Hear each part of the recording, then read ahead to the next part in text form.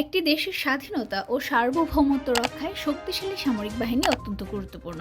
শুধু দেশের সুরক্ষাই নয়, অন্য দেশের বিরুদ্ধে যুদ্ধ ঘোষণা এবং বিশ্বমঞ্চে নিজের প্রভাব বিস্তারেও সামরিক শক্তি অন্যতম বিবেচ্য বিষয়।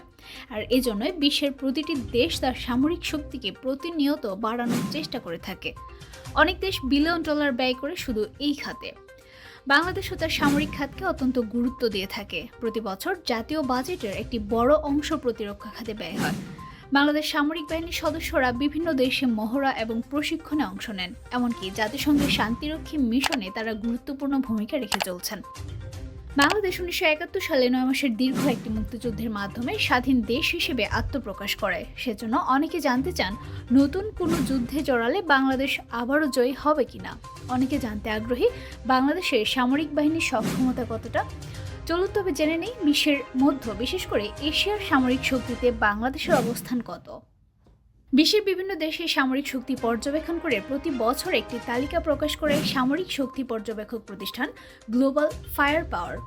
সে অনুযায়ী ২০২৫ সালে বিশ্বের শীর্ষ ১৪৫টি দেশের সামরিক শক্তির র্যাঙ্কিং প্রকাশ করেছে প্রতিষ্ঠানটি। সেই র্যাঙ্কিংয়ে ৩৫তম অবস্থানে রয়েছে বাংলাদেশের নাম। তবে এবার এশিয়ান মিলিটারি স্ট্রেংথ ২০২৫ শীর্ষক আলাদা একটি রিপোর্ট প্রকাশ করে গ্লোবাল ফায়ার পাওয়ার। বিশ্বের সবচেয়ে বড় মহাদেশের ৪৫টি রাষ্ট্রের মধ্যে বাংলাদেশের অবস্থান ১৭তম। প্রতিবেশী মিয়ানমারের অবস্থান বাংলাদেশের এক ধাপ নিচে এবং বাংলাদেশের ঠিক উপরে রয়েছে উত্তর কোরিয়ার অবস্থান। মোট ৬০টি আলাদা আলাদা বিষয়কে বিচার বিশ্লেষণ করে এই তালিকা প্রকাশ করা হয়েছে। সৈন্য শক্তির দিক থেকে র্যাঙ্কিংয়ের ক্ষেত্রে অন্যতম গুরুত্বপূর্ণ বিষয় হলো সংশ্লিষ্ট রাষ্ট্রের সামরিক বাজেট। এছাড়া কোনো দেশের কাছে কি কি অত্যাধুনিক অস্ত্র রয়েছে তালিকা তৈরির সময় সেটিও খতিয়ে দেখেছেন সমীক্ষকরা। সেনাবাহিনীর আকার, নৌবাহিনী এবং বিমান বাহিনীর শক্তিকেও বিবেচনা করা হয়েছে এই সমীক্ষায়। গ্লোবাল ফায়ার পাওয়ারের সূচক অনুযায়ী এশিয়ার সামরিক শক্তিতে শীর্ষ অবস্থানে রয়েছে রাশিয়া, তবে বিশ্ব র্যাঙ্কিংয়ের শীর্ষস্থান যুক্তরাষ্ট্রের দখলে। তালিকা অনুযায়ী এশিয়ার সামরিক শক্তিতে রাশিয়ার পরে রয়েছে চীনের অবস্থান। এছাড়া শুরুর দিকে আরও রয়েছে ভারত, তুরস্ক, দক্ষিণ কোরিয়ার মতো দেশ। পরমাণু শক্তিধর হলেও পাকিস্তানের অবস্থান বেশ কিছুটা নিচে, আর বাংলাদেশ রয়েছে ১৭তম অবস্থানে।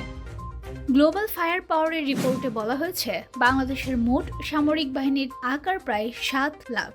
এর মধ্যে সক্রিয় সৈন্য সংখ্যা ১,৬৩,০০০। বাংলাদেশ সেনাবাহিনীতে রয়েছে ১৭,৪০০ সদস্য এবং নৌবাহিনীতে রয়েছে ২৫,১০০ নৌসেনা।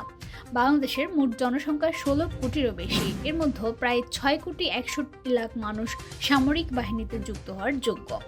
রিপোর্টে বলা হয়েছে, বাংলাদেশের সামরিক বাহিনীর আকার খুব বেশি বড় না হলেও আধা সামরিক বাহিনীর দিক থেকে বাংলাদেশ বিশ্বে ১ নম্বরে। বাংলাদেশে রয়েছে ৬৮ লক্ষের বিশাল প্যারামিলিটারি ফোর্স। যুদ্ধ বা রাষ্ট্রের কোনো জরুরি প্রয়োজনে তারা সহায়ক শক্তি হিসেবে কাজ করতে পারেন।